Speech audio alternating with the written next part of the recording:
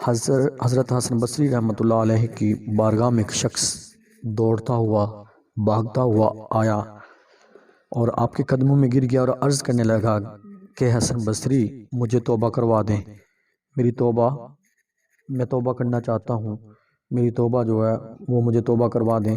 تو حضرت حسن بصری رحمۃ اللہ علیہ پوچھتے ہیں کہ بتا تجھے ہوا کیا ہے؟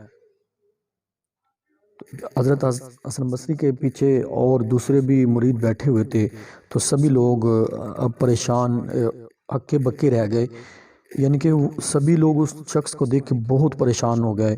وہ شخص ایک سودی تھا، سودی کاروبار کرتا تھا اور بہت زیادہ سودی کاروبار کرتا تھا، تو تمام لوگوں کو اس کے متعلق پتہ تھا اور تمام لوگوں کے پریشان ہو گیا کہ اس کو دیکھ کے کہ حیرت میں آ گیا کہ یہ شخص آ کے توبہ کرنے لگ گیا، لیکن ایسا کیا ہوا کہ یہ توبہ کے اوپر آمادہ ہو گیا؟ تو حضرت حسن بصری رحمۃ اللہ علیہ نے اس سے پوچھا کہ اے شخص تو بتا کہ تجھے کیا ہوا، کہ تو توبہ کرنے کے لیے آیا تو تجھے کیا ہوا؟ وہ شخص کہتا ہے کہ اے اللہ کے ولی، آج میں بازار گیا تو بازار میں نے کچھ سامان گھر کے لیے خریدا،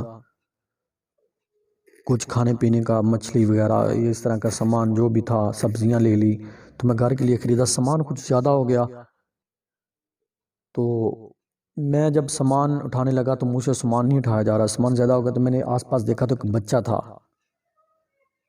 تقریباً اس کی عمر 10 سے 12 سال یا 14 سال کا، اتنی عمر تھی اس کی۔ تو میں نے اسے کہا بیٹا میرے ساتھ یہ سامان اٹھا کے میرے گھر چھوڑ آؤ گے؟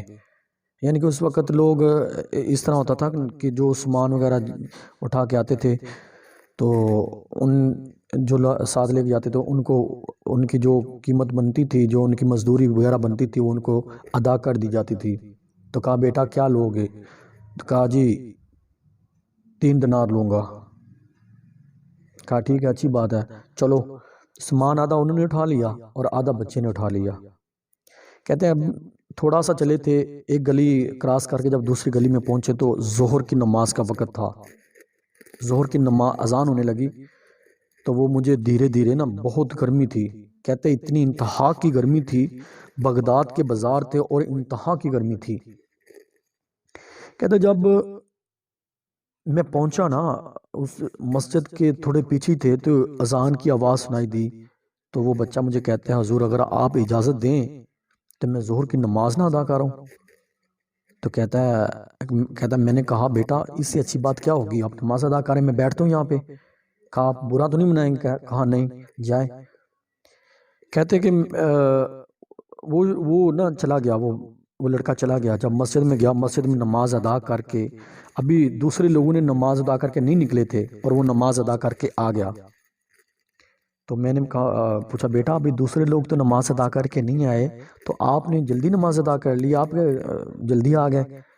تو کہتے ہیں حضور میں نے یہ جو اینڈ والی جو سنتے اور نفل ہے نا وہ چھوڑ دیے، اس لیے چھوڑ دیے کہ آپ یہ نہ سمجھے کہ میں کام چور ہوں، آپ کے کام چوری کی وجہ سے میں نماز پڑھنے کے بہانے ادھر چلا گیا ہوں۔ تو کہتے مجھے ایک جھٹکا سا لگا کہ بچہ ہے لیکن باتیں کتنی بڑی کر رہا ہے۔ کہتے میں آگے کا چلو سامان آگے جب چل رہے تھے تو کہتا بچہ تھا، مجھے ترس آیا، پسینے سے شربور تھا اور ان سے پسینہ بہت زیادہ تھا اور گرمی بھی انتہا کی تھی۔ تو میں نے کہا بیٹا یہ سامان جو تم نے پکڑا ہوا تھا مجھے پکڑا دو، اور آدھا مجھے پکڑا دو۔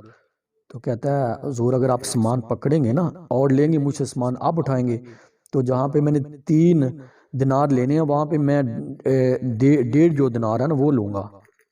کہا بیٹا کیوں؟ کہ حضور اگر آپ میرا آدھا سامان لیں گے تو میری قیمت تو ہے جتنا میں نے سامان اٹھایا اس کی 3 دینار قیمت ہے، اس کی آپ مجھے 3 دینار جو وہ دیں گے، تو اس کا آپ آدھا دینار جو ہے 1.5 دینار وہ مجھے دیں گے اگر آدھا سامان میرا اس میں سے آپ پکڑیں گے۔ کہا بیٹا اچھا ٹھیک ہے چلو۔ کہتے چل رہے تھے تو پسینہ بہت ہے، میں نے کہا بیٹا گرمی بہت ہے مجھے پکڑا دو۔ اچھا، کہا نہیں یہ میرا سامان ہے اس کو میں ہی اٹھاؤں گا، میرا بوجھ ہے اسے مجھے ہی اٹھانے دے۔ کہتے میں گھر پہنچا، گھر کے قریب جب پہنچا نا تو میں دروازہ نوک کیا تو دستک دی دروازے کے اوپر، تو اندر سے کہتا میری بیوی نکلی، تو میں نے بیوی کو سامان پکڑایا، میں نے کہا کہ بیگم آج یہ جو میرے ساتھ بچہ ہے نا، یہ کوئی پہنچا ہوا بچہ لگتا ہے، کوئی عام بچوں میں بچہ نہیں ہے۔ تو بیوی کہتی ہے اچھا میں نے کھانا بنایا ہے، آپ اسے کہو کہ کھانا کھا کے جائے۔ تو کہتا ہے کہ میں آیا، میں نے کہا بیٹا یہ لو آپ کی قیمت، جو آپ کو مزدوری آپ کی جو آپ کو دینی تھی یہ لیں، اور اگر میری برا نہ مناؤ تو ایک میری بات مانو گے؟ تو میں نے کہا، وہ کہتا ہے حضور میں نے آپ کا نمک کھا لیا ہے، تو اب آپ جو کہیں گے وہ میں ماننے کے لیے تیار ہوں۔ تو میں نے کہا کہ کھانا کھا جاؤ، کھانا کھا لو۔ تو کہتے ہیں اس نے آگے سے کیا جواب دیا، وہ جواب سن کے میرے پاؤں کے نیچے سے زمین نکل گئی، ایسے جیسے میں پتہ نہیں کہاں گم ہی ہو گیا ہوں۔ تو وہ کہتا ہے حضور، نیچے گردن کر کے کہتا ہے حضور میرا نفلی روزہ ہے۔ اللہ اکبر! کہ اتنی گرمی کے اندر، اتنے گرم دنوں کے اندر، اور وہ 12-14 سال کا بچہ، جب بچے کو ہوش نہیں ہوتی روزہ رکھنے کی بھی، تو وہ کہہ رہا ہے کہ میرا نفلی روزہ ہے۔ اللہ اکبر! کہ وہ بچہ کہہ رہا ہے، کہتے میں چپ ہو گیا۔ تو میری بیوی کے پاس گیا، میں نے کہا کہ وہ اس بچے کا تو روزہ ہے۔ کہتی ہے اچھا ٹھیک ہے، پھر ہم اس کو نا افطاری کروا دیں گے۔ میں نے کہا بیٹا آپ کو اگر کہیں اور نہیں جانا تو آپ ہماری طرف افطاری کر لیں۔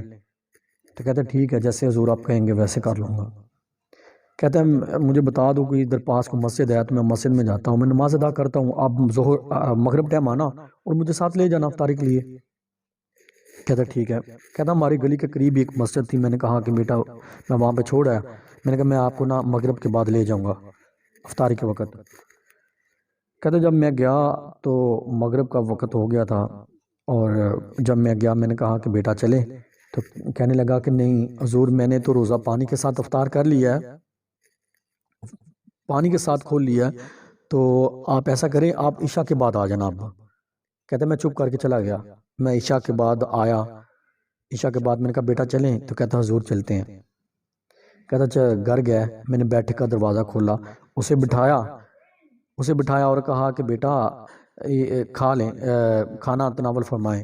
تو وہ کھانا کھانے لگا، کھانا کھاتے کھاتے نا جب کھانا کھا لیا تو میں نے کہا بیٹا رات کا وقت تو کافی ہو گیا، اگر آپ برا نہ منائیں تو میں آپ کو یہاں پہ نہ رکھ لوں، آج ہمارے گھر رات رک جائیں، اگر آپ کو گھر والوں کو کوئی اعتراض نہ ہو تو۔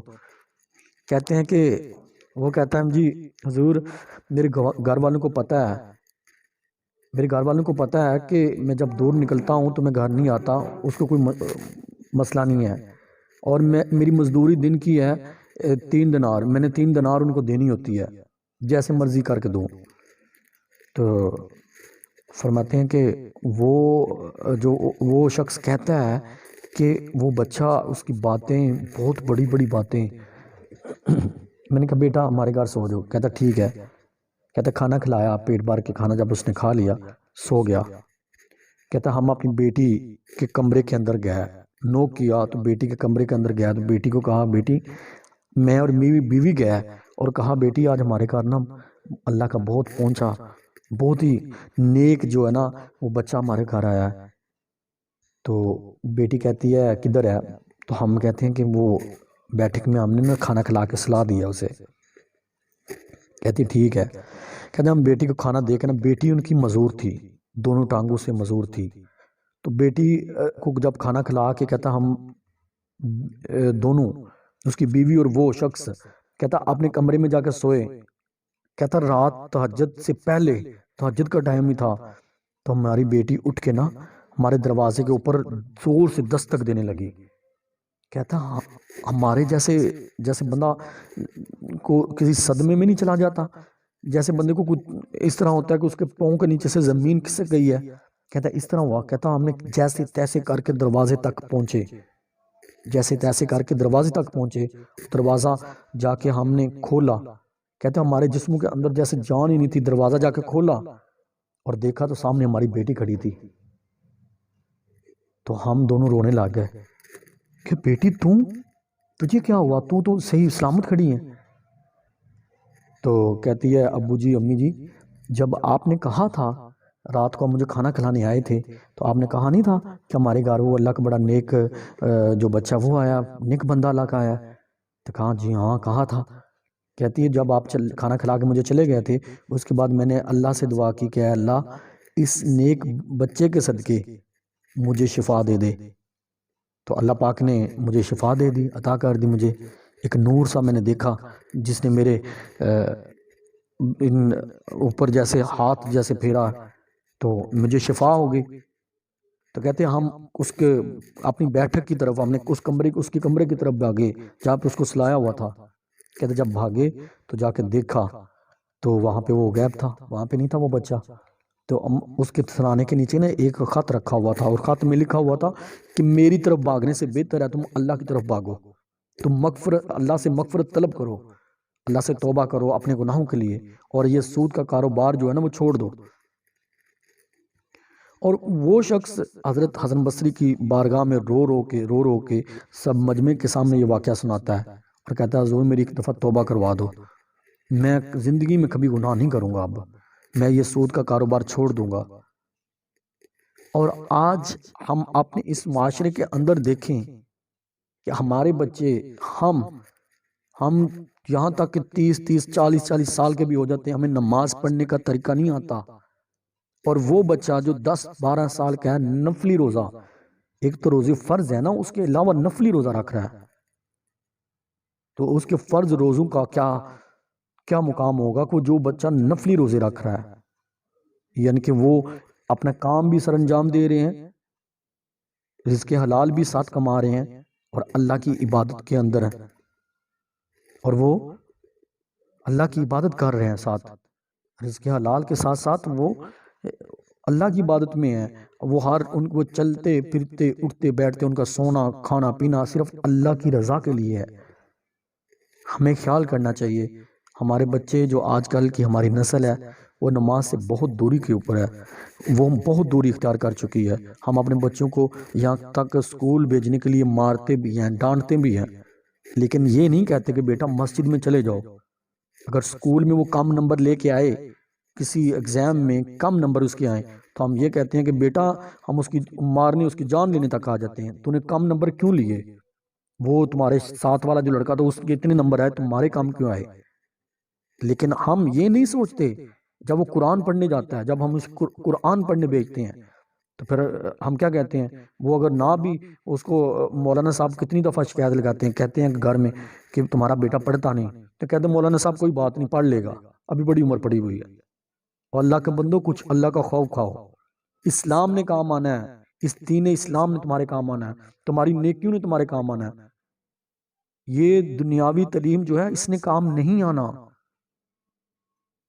تو لہٰذا میں آپ سب سے گزارش کرتا ہوں کہ ہم سب کو چاہیے کہ اللہ کی راہ میں نکلنا، اور اللہ کے جو حلال کردہ طریقے ہیں، جس طرح اللہ پاک کے احکام ہیں، ان کو ماننا، سرے تسلیم خم ان کو ماننا اور ان کے اوپر چلنا۔ اللہ پاک ہم سب کو اس ہدایت کے راستے پہ چلنے کی توفیق عطا فرمائے۔ وما علینا الا البلاغ المبین، وصلی اللہ تعالی علی رسول خیر خلق محمد صلی اللہ علیہ وسلم۔